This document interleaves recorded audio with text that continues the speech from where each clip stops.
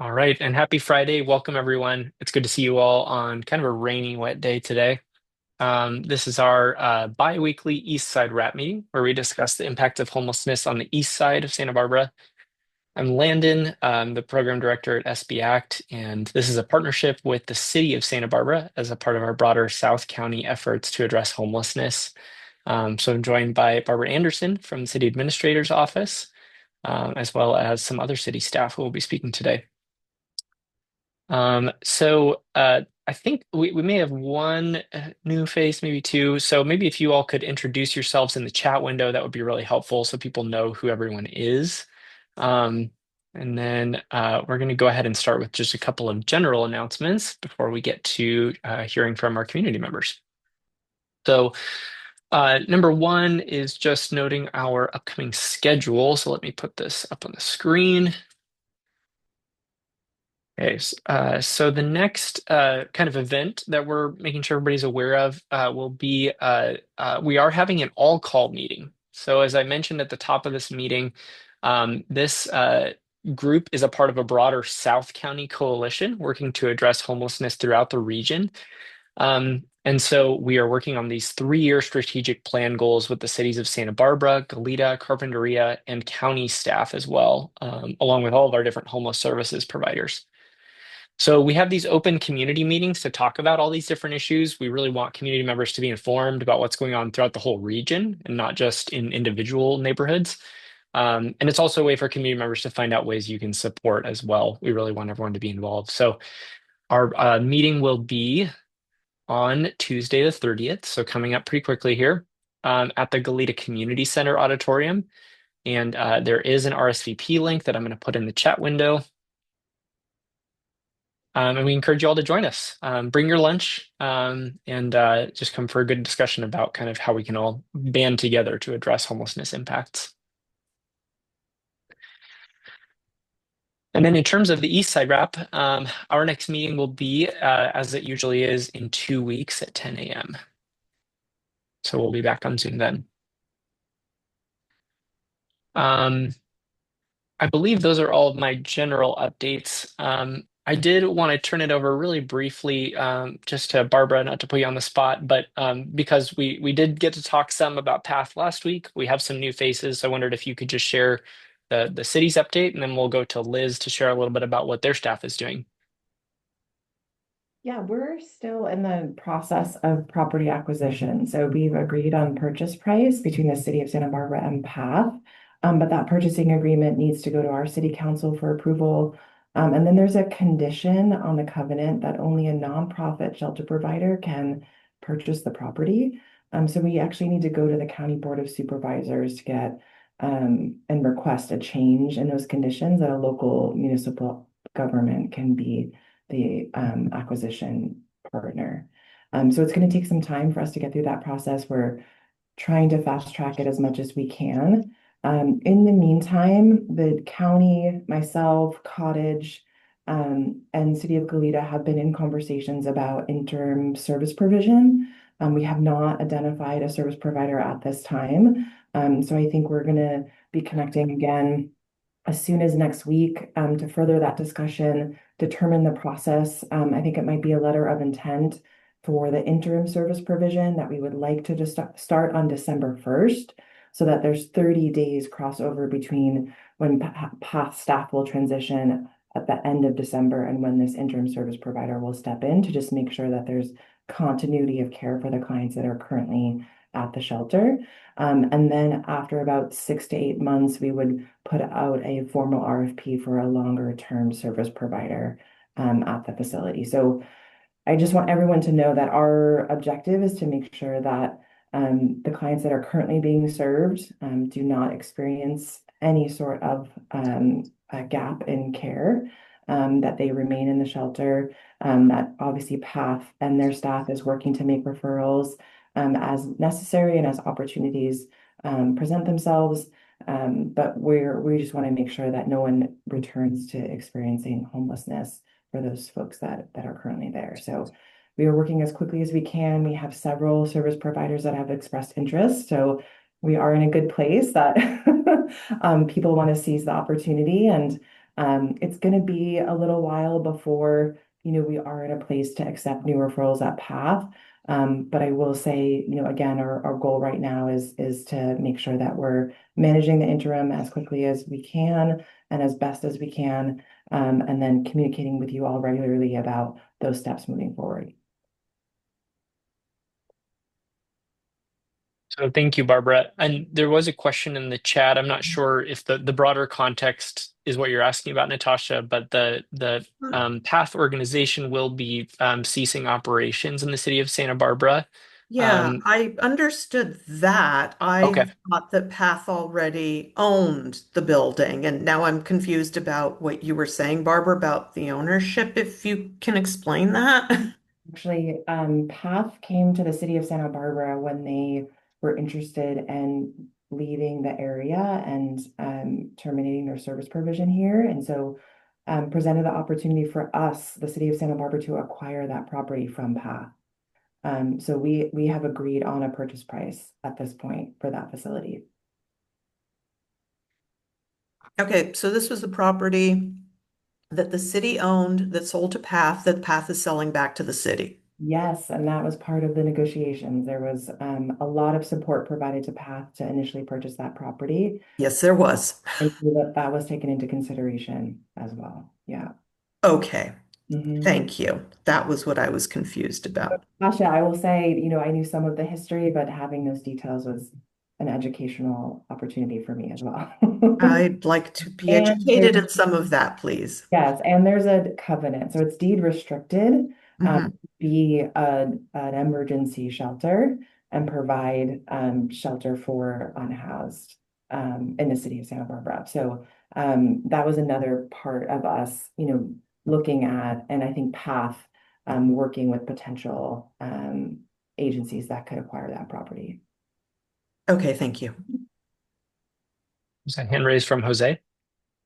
Yes, my question is to Ms. Barbara Anderson.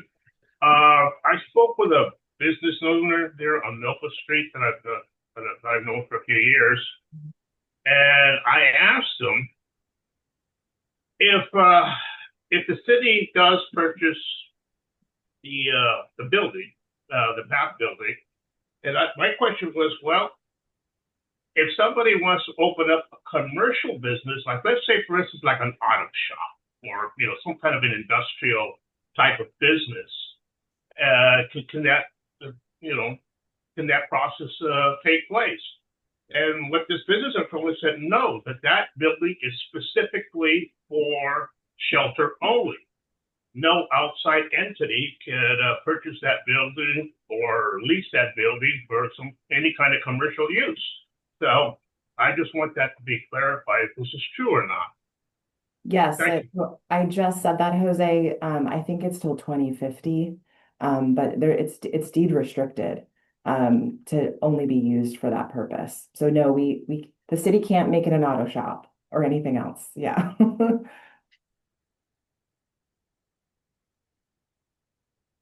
Thank you, Barbara. Mhm. It looks like Liz had to step off the call, but if we get to her, we'll hear from her about what their staff is doing in the meantime. They have a lot of transition work to do.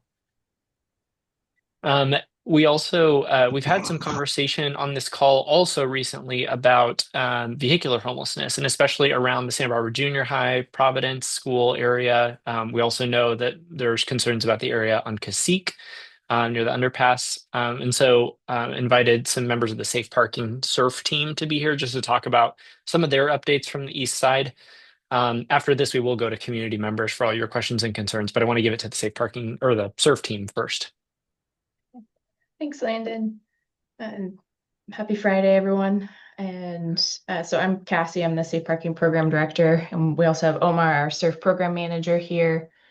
And so we have, especially since school started back up again, we've been really focusing outreach efforts at the junior high, up for usually 3 to 4 different times a week. Staff are going by and trying to make contact with people in their vehicles.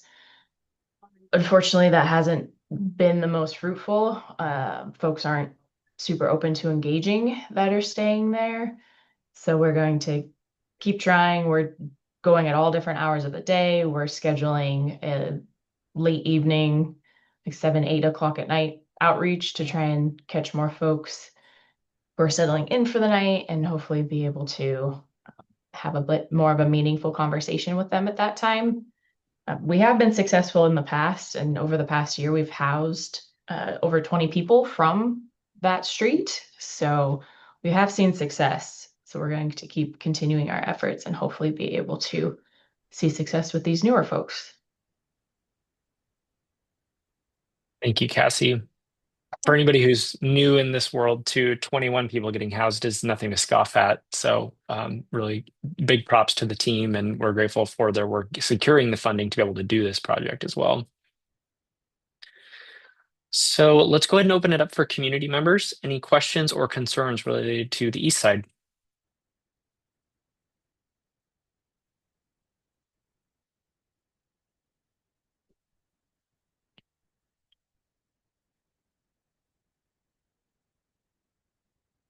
And if there isn't anyone, that's okay. We can also start with our service provider check-ins. Anything anyone wants to raise before we do that?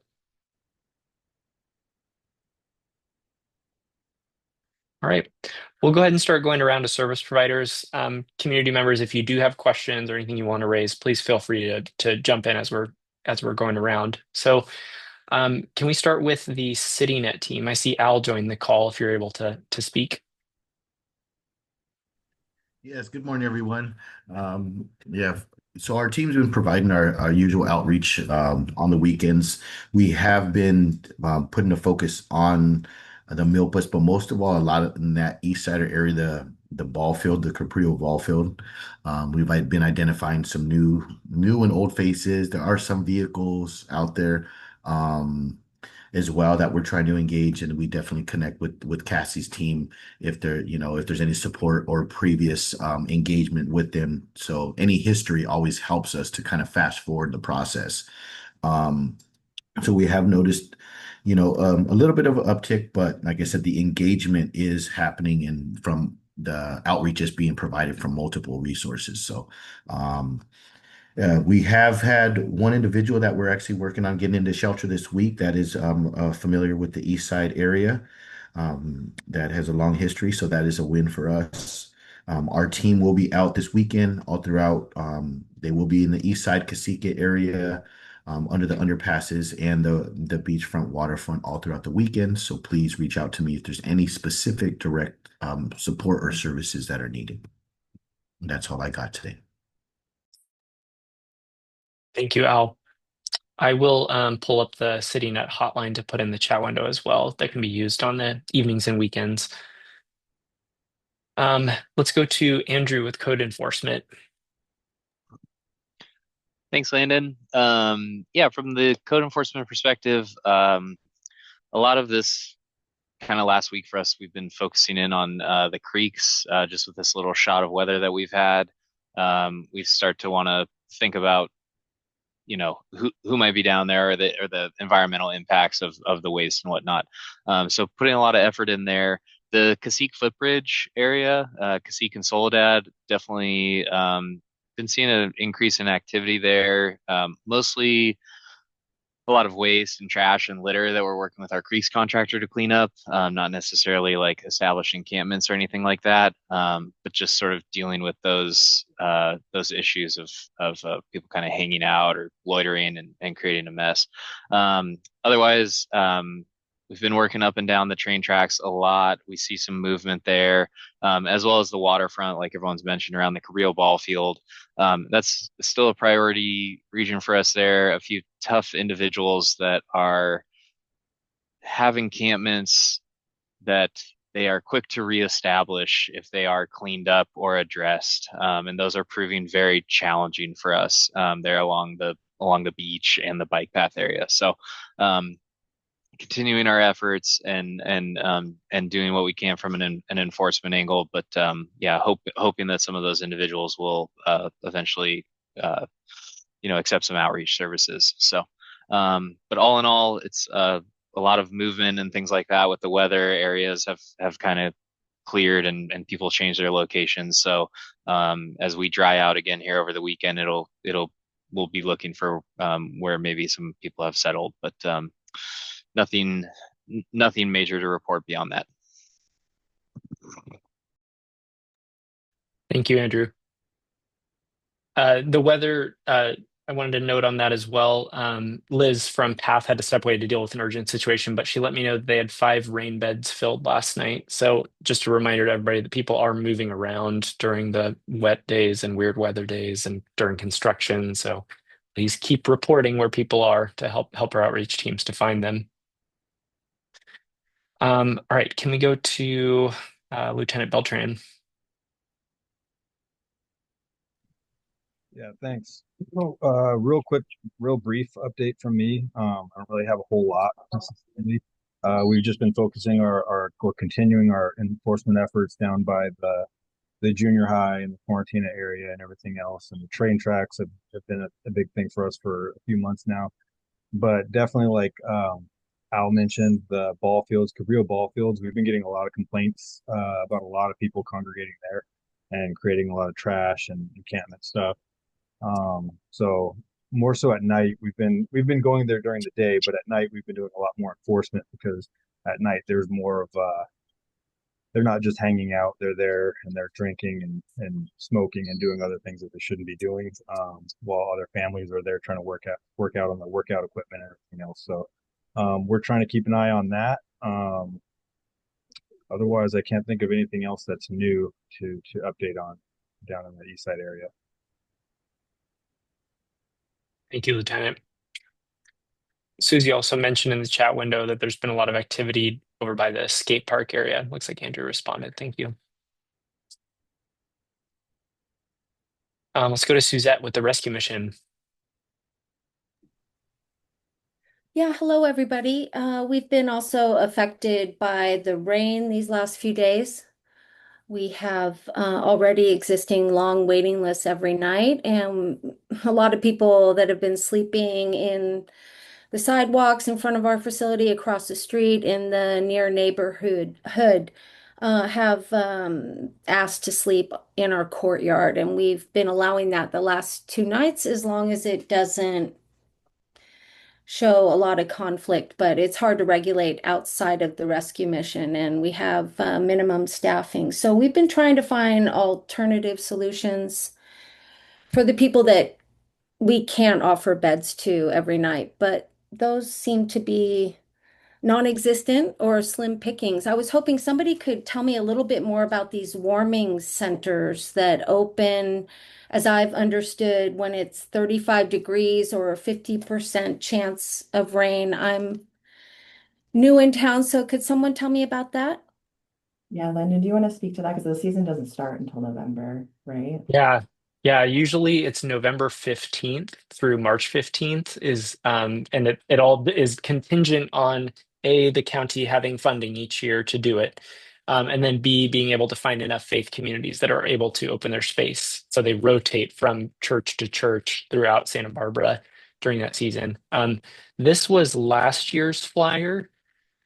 And I believe a lot of these details will stay the same as, assuming all the resources remain the same. So you may want to save that hotline number in your phone for once we hit November. And then you can also email them at fwc@goodsamaritanshelter.org, so that you can get added to their alerts. So when they are open, they'll send out email blasts to let everyone know. But yeah, it won't be happening until November 15 at the earliest. And so when there's rain before that, PATH currently has inclement weather beds. And so that's kind of the big option right now. Okay, great. Thanks for that information. Otherwise, we are continuing to appreciate the extra cleanup coming from code enforcement, and we've also are thankful for the police being present in our neighborhood, helping out a lot. We have been having to exit a lot of people recently because of behavior problems, not following our rules and regulations, and those people are, of course, just being put back out on the streets where they can be a danger to themselves or others potentially. So that's an update from us. Thank you, Suzette. I Landon, appreciate that. Yeah, go ahead. hey, sorry for logging on so late. This is Jesse. Um, I just want to jump in here real quickly. I have one thing I have to say to Officer Beltran. Are you guys aware of the more of the activity going on here on the Cacique Bridge with them, the little thugs hanging out, smoking weed and hiding in the bushes? No, not aware of it as of recent. I mean, I know that that activity seems to come and go, particularly in that area. Andrew mentioned that they've been seeing a lot more trash and everything just earlier in the call um, today, and I took note of that. So, but if there's more of that kind of activity going on, do you have is that more so in the evening hours? I assume. It could be random. It could be in the afternoon. It could be midday. It could be early evening. It just depends whenever they decide they want to come out. Okay. Yeah, no, I appreciate the info. I'm going to add that to my notes to send it out to my team. All right, great. All right, appreciate all you for all your hard work. Thanks. Thank you. Um, Cassie, I think you covered everything, but any other updates you want to share from New Beginnings? Not really. We just keep doing outreach, doing our case management with all of our enrolled clients. Our safe parking lots are the fullest they've been in a long time. So we really are seeing an increase kind of across the board. No real updates beyond that. Thank you, Cassie. Barbara, did you have any other updates from the city you wanted to share? I want to acknowledge and to emphasize a bit of what Andrew and Lieutenant Beltran mentioned. The shifts in weather over the summer, as well as the shifts that we're experiencing in the last week. The closing of the PATH Center in regards to referrals, so incoming referrals. As of right now, the clients that are there it's half the capacity of what it would be normally. And the rescue mission obviously is experiencing the high demanded need. And Suzette, you mentioned obviously the shift in weather brings even more folks seeking refuge. And what we're experiencing overall with the increase in vehicular homelessness, it's a tough time. And I think we have mentioned this on previous calls, but we are in a place where we don't have new housing developments and new housing units that are on board. So any housing that's being facilitated and organizations like New Beginnings and CityNet are really exceptional about placing people in private landlords at market units without vouchers if they have them, or with general subsidies. But that is the only opportunities that we have available to us right now. So the management day to day is getting really, really challenging, and I'll say grueling for both providers as well as our city staff. So we just appreciate the reports, the attention, when things have, reached a level that, is really impacting overall public health, public safety, our teams will respond as quickly as we can. There was a issue at the labor line this week with a huge dumping incident, and our team was able to respond. But we're seeing a lot of shifts that I will say, are really stretching our teams. So I appreciate you for all the work that you're doing. It feels like things are, moving at a moment's notice. And, we have quite a few folks that are resistant to help. So it takes even more time for us to engage with them to be able to get any receptivity, and or that we're using both enforcement and outreach to have an impact in some of these high impacted areas. So again, I want to share my thanks, but I also want to acknowledge it's a really tough time right now in the city of Santa Barbara from what we've experienced the last several years.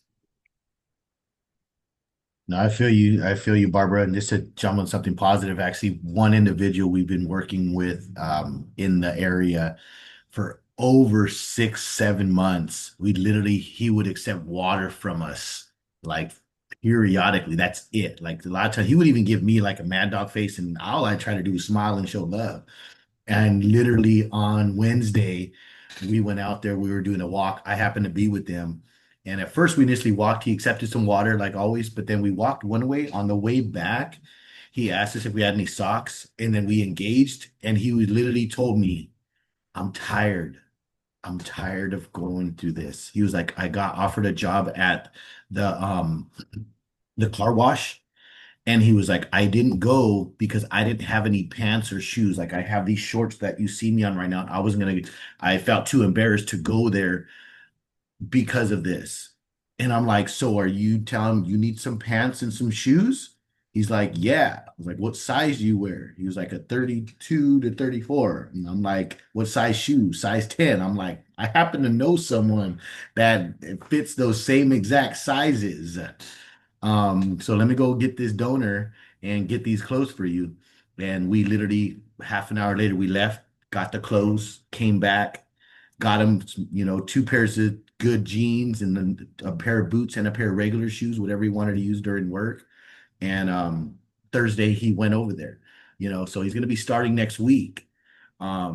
This has literally made my week, made my day because this was someone that was not engaging whatsoever. And literally, for one of my case managers, felt a little unsafe at times, but this was just the right day. It was the right time. And yeah, we couldn't get him into shelter that day, but we were at least able to get him that.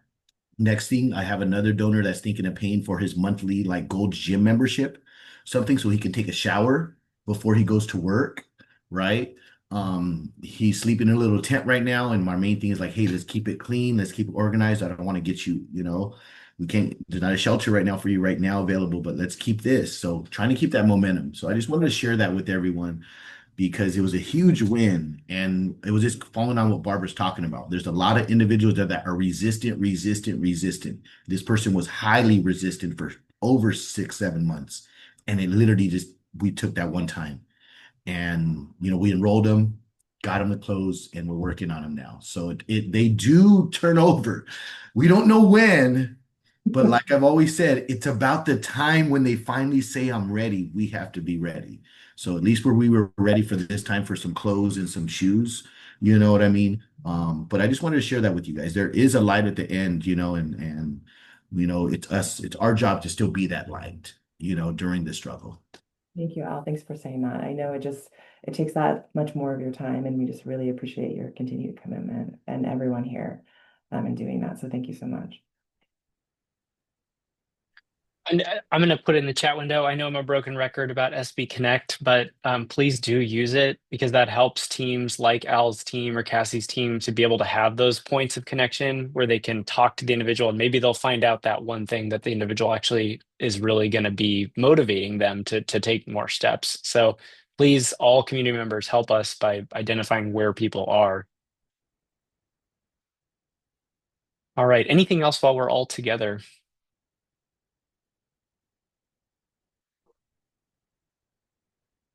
All right. Well, community members, you can go ahead and sign off. We'll stay in chat with service providers for just a minute here, but thank you all for your time. Have a great weekend. Thank you, everyone.